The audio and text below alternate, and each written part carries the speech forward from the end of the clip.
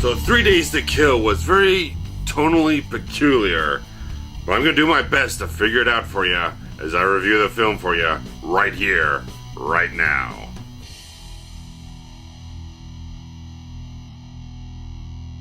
Ethan Renner is a veteran CIA agent determined to give up his high-stakes life after being diagnosed with terminal cancer so he can finally build a closer relationship with his estranged wife and daughter. However, the CIA femme fatale Vivi offers Ethan an experimental drug to treat his cancer if he carries out one last mission, even if it means juggling two of his toughest assignments yet, hunting down the world's most ruthless terrorist and looking after his teenage daughter for the first time in 10 years.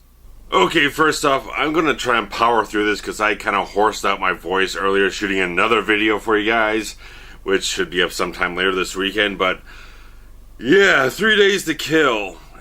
First off, it's hard to say, it's hard to pinpoint exactly what the hell to say about this thing in a summation, because everything this film does, it does it very, very, very well. It's very exceptionally done in all the aspects. Problem is, this film is trying to be an espionage action thriller, a witty comedy, and a warm-hearted family drama all at the same time with a few other things peppered in there. It feels like 3 different films that Mick G and Luc Besson wanted to make, and they just kind of mesh it all together in this whole thing, and they don't all coherently, cohesively fit together, and they don't balance out as well as you want it to be, because obviously the marketing for the film very much goes straight towards this is mainly an action thriller, and there is action stuff in this thing, but it is so dominantly with the family drama going on in the film that I gotta tell you, when I was sitting there in the theater, it's like about every 5 minutes or so, on and off here and there, I kept being like, what the fuck is this movie going? What this movie is like schizophrenic. It keeps going from a very serious action drama to the witty comedy bits here and there, and there's various subplots in the film that has one certain style and tone attributed to it, so every time it switches from one subplot to the next, it changes the tone of the film, and I'm sitting there in the theater thinking, what the hell am I watching? It's like, it's not a bad film, it's not like a train wreck, but it's like, this movie keeps jumping around from one tone to the next, and it's like, okay, what the fuck is going on? Because beyond the main plot I guide for you right there at the beginning of the video here, beyond the espionage action thriller stuff, there's, like I said, there's the family drama stuff, but then there's also this sort of, there's comedy bits in the film, and there's like when Ethan comes back to Paris, where he lives specifically, he finds a group of African immigrant squatters in his place, and because of French law or whatnot, he can't evict them from his place until months to come or whatnot. It's whatever it is, and it goes from comedy in those scenes to like dramatic beat, and then it kind of flows into this whole thing. It's a schizophrenic type of film tonally. It's very hard. It's very hard to explain to you because the film can't figure out exactly what the fuck it wants to be. That's the thing. I can't even say if all these things could actually mesh together in the right hands, because it just so doesn't feel like it's gonna fit together, because it's just, even if you go into the film with the correct expectations, it's still, the film never starts out, the film doesn't start out setting the proper tones, setting the proper expectations, because it starts out with the espionage action thriller stuff, and setting up the whole thing with the cancer with Ethan has, and setting up those things, but it keeps introducing this, and then this, and then this, and it just, it goes all over the place. Yeah, I just kept sitting in the theater like this, like, what the fuck? But moving on from that, before I get run around in circles on that, the thing is well executed in those, despite it being non-cohesive, each individual part is executed extremely well by Mick G and everyone else involved in the film. I think in those aspects, I'm not saying overall it's a well-directed film, but in those aspects, in each one of these things, the direction is solid, the performances are solid. Kevin Costner does a really fantastic job leading the film, that he takes all these things and creates a very... While the film's tone might not be cohesive, his character feels fairly cohesive. It feels like a well-rounded character that Costner can slip in between all these different tones and these different plots that are going on in the film. He's extremely capable of handling the demands of those various scenes.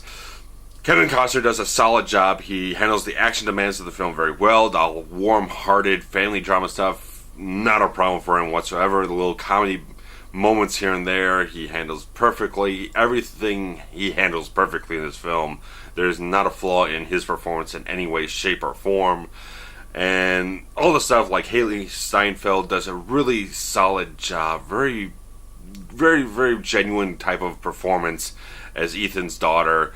And she does fantastic. Connie Nielsen as the wife. She does a wonderful job too. They all meld together in a very genuine, heartfelt fashion. There's very honest, real kind of conflict that I just watched Taken again a day or two ago, and sort of the whole thing of a CIA agent not being around for his family all these years, just kind of like, well, that was very much a repeat for Luc Besson to bring into another film.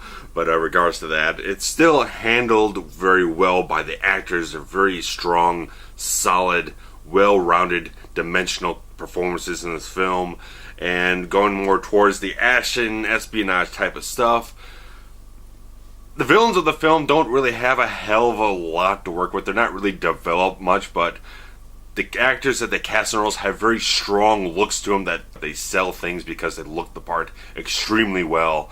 And they have a few little things here and there that really just kind of build it towards these are fairly strong villains in a certain sense that, yeah, you can just get the sense that these guys are dangerous and there are certain forces to contend with, but they're nothing fantastic. They're not anything that's going to really stick with you in the long run, but they serve the purpose very well in the film.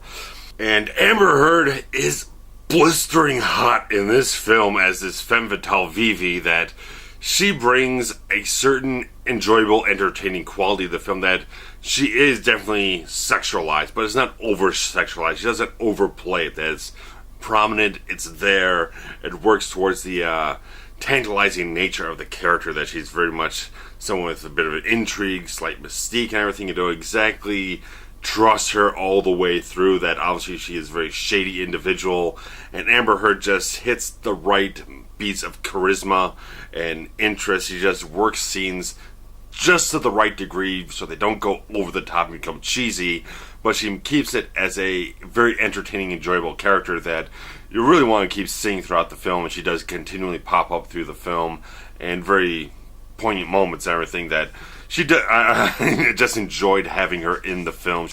There's not a whole lot of substance with those types of characters in the film, but again, the family drama stuff might seem a little out of place in the style of film that you're expecting to go into, but that really is the heart and core of the film, more or less. That it really is the sort of thing that makes it stand out from just a standard action thriller, that it really is the core of the film in a lot of ways. But again, it does dominate a lot of the screen time, that you just kind of go from an action scene here, but then there's not another action scene for like another 20 minutes in the film or something like that.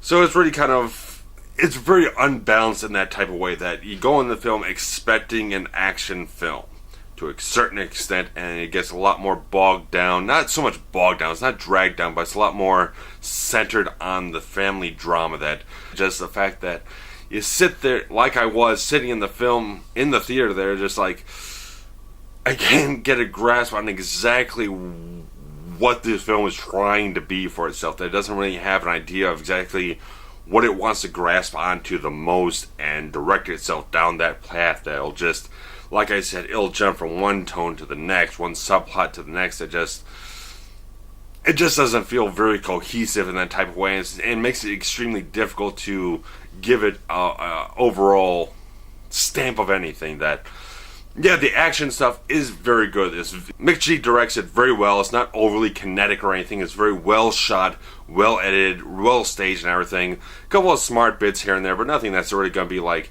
sticking with you very long after the film. But in the moment, it's very satisfying action sequences that really serve their purpose in the story. The story is very well... It's pretty decent. The espionage stuff is fairly decent. There's a slight thing in that the trailer kind of implies that if Ethan doesn't do what Vivi wants him to do, that he'll be dead in 3 days. Well, that's not part of the film at all. It's not the case whatsoever. The only thing that's killing Ethan in the film is the cancer, and basically all the thing is just extending his life through this experimental drug that Vivi happens to have, and that's basically it. That's the only slight misdirect in the trailer, and other than that, just to sum it up as easily as I can, 3 Days to Kill.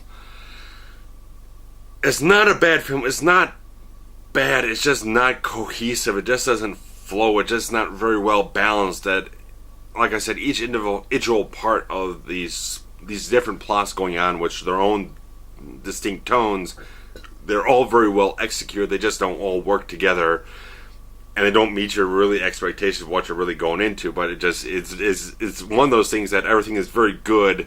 It's just not well put together as a cohesive thing. So it's like I said, it's very hard to get a grasp as you're sitting in the theater trying to get a grasp on exactly what this film is trying to be, what kind of identity it wants to forge out for itself, what tone and storyline it really wants to grasp onto, because it'll change from one tone to the next a little too abruptly, a little too easily. That one scene will be very lighthearted, very kind of levity type of stuff, and then the next scene will be a fairly strong, heavy, emotional drama beat, and it just doesn't flow very well, and that's the main thing. So it is well put together in certain aspects, just like, again, the individual tones and all that kind of stuff doesn't work as a whole. If you take things apart, you kind of lean it, trim some stuff down, make it more leaner, and focus on an overall consistent tone, it would be a much stronger film, in my opinion. I would recommend seeing the film because it was very entertaining. All the action was very thrilling. The humor was very funny, I thought. All the drama had very genuine emotion to it. Very well acted. Very well directed in those aspects. Go for a matinee. I think it would be very much worth your while in that regard. That's all I got for you for 3 Days to Kill. My voice actually seems to feel better at this moment in time. So that's all I really can put out for you right now about my review for this film. And if I got more to say about it, I'll probably say it in the comments. If you have anything to say about it yourself, go ahead and put some below. And like I said, I was working on some stuff for other movie reviews. I mentioned Taken already, and there's a Liam Neeson action movie coming out, so it's all very blatant right now. I'm trying to do some reviews for some Liam Neeson action movies. We will see what time allows for me to get done, and I did delete a part of the Dark Man review, so I gotta go back and reshoot that part or something. I don't know what the fuck I'm doing. Regardless of that, that's all I got for you right now. If you saw 3 Days to Kill, put your comments below about what you thought about the film, and whatever the case, what has been your favorite Kevin Costner film? Throw some stuff below. Do you like Dances with Wolves, some of his sports movies? He's got Draft Day coming up. He was in Jack Ryan's Shadow Recruit. Do you like some of his box office bombs in Waterworld or The Postman or something? Whatever it is, just throw it down below. Talk about some Kevin Costner flicks, and I'll catch up with you soon, and take care. Bye-bye.